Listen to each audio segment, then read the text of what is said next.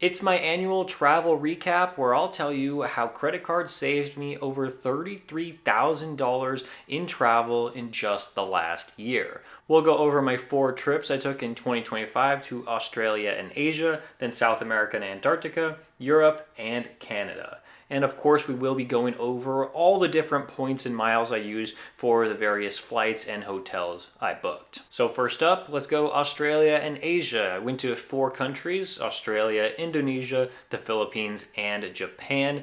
And we actually started the new year in Australia, and we took a business class flight over to get to Australia, but we're not going to include that in the end of the video totals because this was made in 2024. So I'm just putting this in here because yes, we didn't just randomly spawn in Australia in the middle of a road trip.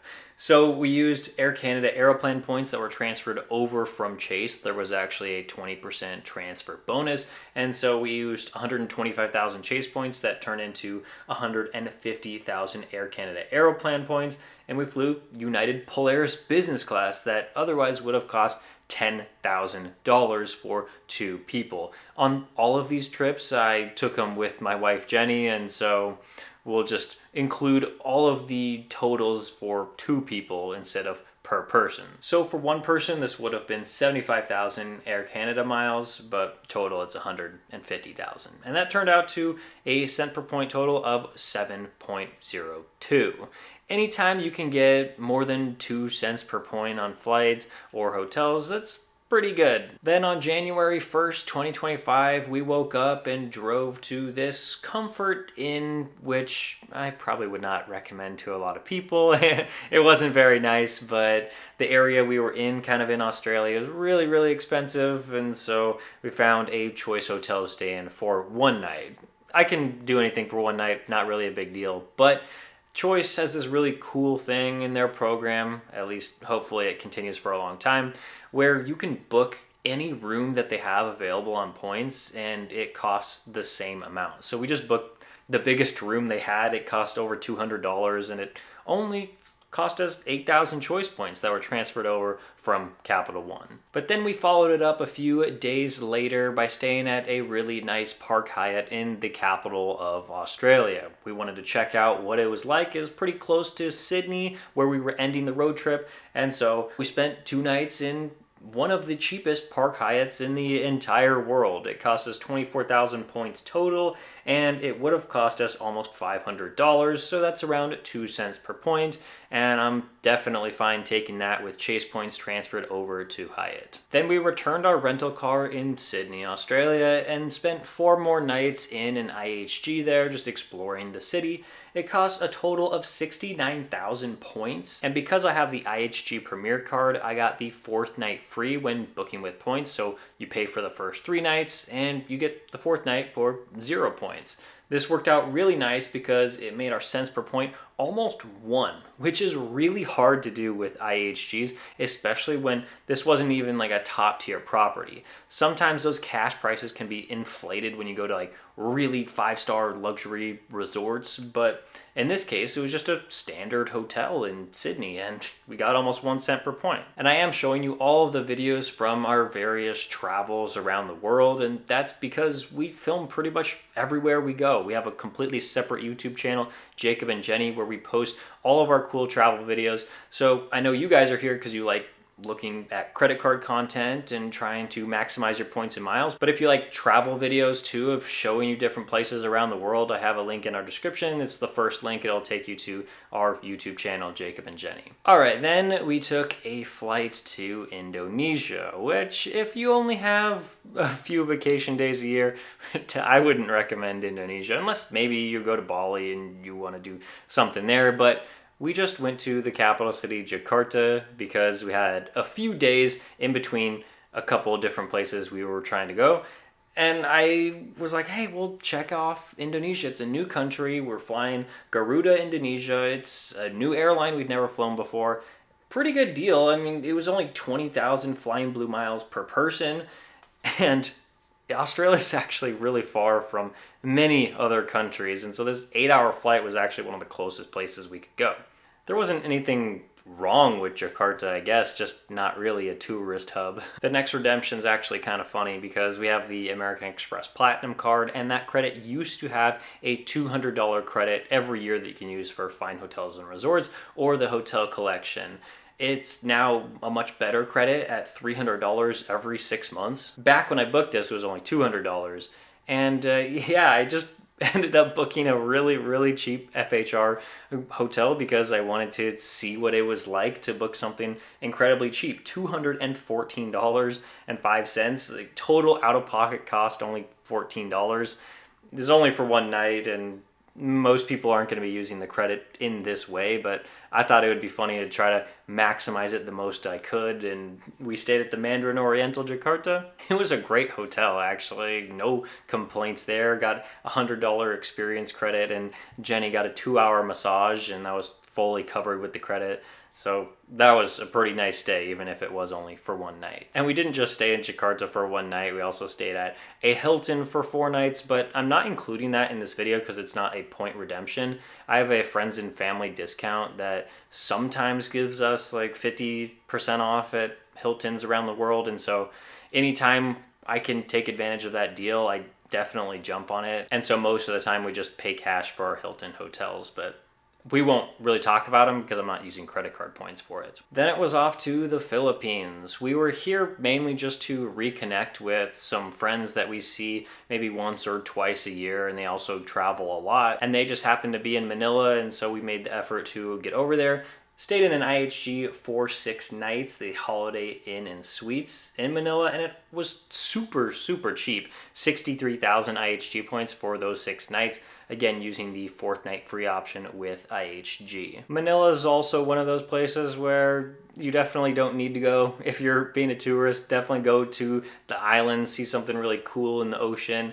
We were just here for a while to see our friends, and also we were really just trying to get to Japan and trying to mix with different flights and hotel combinations what's going to be the best way to get over to Japan. Eventually we did do it, and we flew to Osaka and hung out there for 3 days. I'm not going to mention every time we paid cash for a hotel because this video would be really long if I did, but we spent like $29 a night to stay at a Best Western in Osaka. A really good deal, so I don't need to use points for that. But we did use points to fly from Osaka to Tokyo, and that was only 6,000 United miles each. A really short, easy flight. Yes, the original cost of the flight also wasn't very expensive, but still got 1.3 cents per point, so I was fine with that. And then in Tokyo, we stayed at a Choice Hotel for 3 nights. It was another Comfort Inn, and the Comfort Inns in Tokyo and Japan, like, they're really nice. I would recommend them. Maybe if you stayed at a Comfort Inn in the US in some random town, you might be a little bit scared to do so. But if you're staying at a Comfort Inn in Tokyo, it's really nice. So I actually bought Choice points for this booking at under 1 cent per point and redeemed them for 1.71 cents per point. So I was very happy with this decision. It almost felt like we were redeeming for over 2 cents per point because of the good deal I got with purchased points. And I was very happy to do that before getting on the flight from Tokyo to Seattle on Japan Airlines business class. This is a really good deal that I found. That's the whole kind of the reason why we were trying to get to Japan. It was 60,000 points each, and the taxes and fees weren't bad either. And Japan Airlines is one of those business classes we really wanted to experience. So when I found the booking, we're like, let's do it. The original cost was so expensive, it made the cents per point over 9. And then, of course, we had to get home, and so this was a short flight from Seattle to Phoenix on American Airlines Economy using American Airlines miles. Then we had our big trip to Antarctica, and we also stopped in South America along the way. And this was kind of a last-minute Antarctica booking that we found. It's really expensive to go to Antarctica on a ship, and so we found a good deal kind of last minute. So we kind of just threw together an itinerary, and it worked out all right. Our first flight was just a standard one to LA, a positioning flight with Southwest. It was basically 3,000 points per person, so couldn't pass that up, almost 1.6 cents per point. And then we flew LATAM business class from LA over to Santiago, Chile. I believe this was about 11 or 12 hours in the air, so we got a really good deal here. Sadly, this deal is no longer. You can't book LATAM business class with Alaska Airlines miles anymore, or Atmos points, but it was 50,000 miles each, and the taxes and fees were super, super low. And so we got 5 cents per point on that. I love business class flights where the taxes and fees are extremely low. Then we stayed at a Category 1 Hyatt for 2 nights in Santiago. These Category 1 Hyatts have a special place in my heart. I love a good deal, and just the fact that we only had to spend 5,000 chase points per night to stay here, that was super nice. And it was over 2 cents per point, so I'll always take that. We spent the next week or so taking a flight over to Patagonia in Chile before taking a long bus ride over to Argentina so that we could hang out there for a few days. And that positioned us well to take this Aerolíneas Argentinas flight in economy on Flying Blue miles, and that was only 5,000 points per person. Because the mileage was so low, probably because it was just a domestic flight from Argentina to Argentina, it ended up being a really nice cents per point there. And that's when we boarded our cruise to Antarctica. We spent 4 full days in Antarctica just exploring around, seeing a ton of penguins, a ton of really, really nice scenery, mountains. It was really special. Also pretty pricey. But when we came back to Argentina on the boat, we flew over to Buenos Aires, and then we flew on American Airlines Economy to Dallas and then to our home in Phoenix. And that was an interesting flight because the deal was pretty nice. I mean, 55,000 for 2 seats on American Airlines using Alaska points, but it was one of the most uncomfortable seats in economy that I've flown in a long time. The flight was 10 or 11 hours and there was hardly any legroom. So Jenny and I were not a fan of that one. So it would have been nice to get a business class flight, but economy was the only points option available. And this one, it was a good deal, so I went with it. Then came the European trip where we went to the United Kingdom, Austria, Germany, Slovakia, Hungary, and Croatia. And it started out as just a typical flight to St. Louis to go to a family reunion. We were only supposed to be there for a few days and then fly home, and then we were going to go to Europe a few weeks later. But as you can see, the flight there was really cheap, 18,000 Southwest points and a okay deal there. But then on the way back home, it was going to be something like $900 and there was no good points options. And so instead we pivoted and we just decided we're going to Europe right after St. Louis. And so the deal we found was on American Airlines Economy again, but this time it was much better than the flight that we took from Argentina to the US. We loved that the taxes and fees were super, super low on this, just the standard $5.60, because we were flying to London, and that is notorious for being terrible with points deals because the taxes and fees are always hundreds and hundreds of dollars, especially for business class. But to find this deal, I was like, what? This could be one of the only times we get to go to London on points, so let's just do it. We stayed at a Hilton over there, but again, that was just cash, and then we took a cheap Ryanair flight over to Austria. And there in Salzburg, we used the Capital One travel credit that comes with a $300 travel credit every year on the Venture X, and so we used that and only had to pay out of pocket just under $200 for the nights we stayed in Salzburg. And then we also did the same kind of thing. We used the Delta Stays credit that came on my Delta Gold card. The business version comes with a $150 credit every year, and so we used that to stay in this guest house in the mountains in Germany, and that was a really cool experience.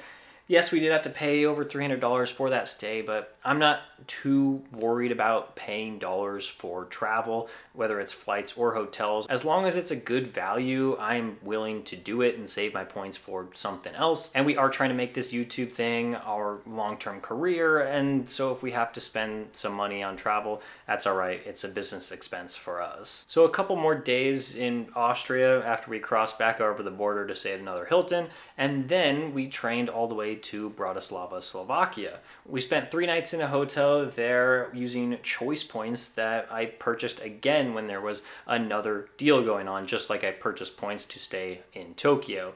This time it was at a Clarion and it was 10,000 points per night, so over 2 cents per point on the redemption side, but using the purchasing points deal, it cost under 1 cent per point to acquire these points, so it was really nice to do this one. And then we went over to Hungary and Croatia, where we met up with some friends that were visiting us from Arizona, and we were all traveling together. So we stayed in some Airbnbs, and then we were ready for our flight home to the US. I found a good deal on Flying Blue to get us from Marseille, France over to Phoenix, our home base, and that was only 25,000 Flying Blue miles per person, and the taxes and fees were very high, but sometimes that's just how it is. That European trip finished up in June, but we didn't do any more travel until December because our son was born, so we were at home for more than we have been in a really long time, just making sure he's all right, making sure Jenny's all right, and then we went off to Canada to spend Christmas there. We booked a flight to Quebec City, laying over in Montreal on Air Canada, and total it was 29,000 points, and taxes and fees weren't too bad either. And with the Aeroplan card, which I hold in my wallet, we actually got a few thousand points taken off for this redemption because they do preferred pricing for cardholders. So saved a few thousand miles. I was happy about that. And then we stayed at Hiltons and Airbnbs, and then we were ready to come home. And we got another cardholder benefit on our way home because I also hold a United Airlines card, and sometimes they do special pricing for cardholders. And flights were so expensive coming home from Canada because we were flying on Christmas Eve. It was just completely ridiculous, like $1,500 just to get home. And so the only points deal or cash deal I could find was flying United Airlines first class for 30,000 miles each, going with a layover in DC. I felt like this was a pretty good deal, only spending 60,000 total United Airlines miles. Tax and fees weren't terrible, also not fantastic, but it was fine. It got over 3 cents per point to fly United first class, and that's the first time I've ever done that, and it was a pretty nice experience because that's a 5-hour flight, or almost 6-hour flight from DC over to Phoenix. So I had fun with it, and now let's get into the totals for 2025.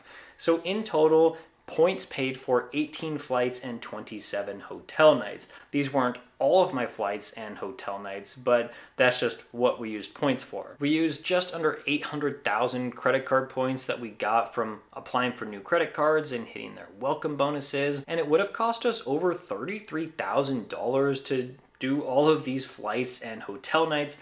And that's why I'm really grateful that we have credit card points that can pay for this stuff. And so when you add up all of the flights, business class economy, or hotels, whether it's Hyatts or IHGs, all of that combined comes out to over 4 cents per point. I'm very happy with that because some of these points currencies, it's hard to actually get over 1 cent per point. We also took some flights that were not on points. 18 of the 25 were on points, and then hotel nights, actually only 27 of the 76 nights we stayed in hotels were actually on points. And so our out-of-pocket costs, they did come to over $2,000 on flights and over $4,000 on hotels. So in total, flights and hotels were over $7,000 out of our pocket. But like I said, it's okay. We're traveling a lot, and so sometimes the best deals are just going to be when you're paying dollars instead of points. And I'm okay with that to experience some of the cool places that we've been where there's not a chain hotel or a really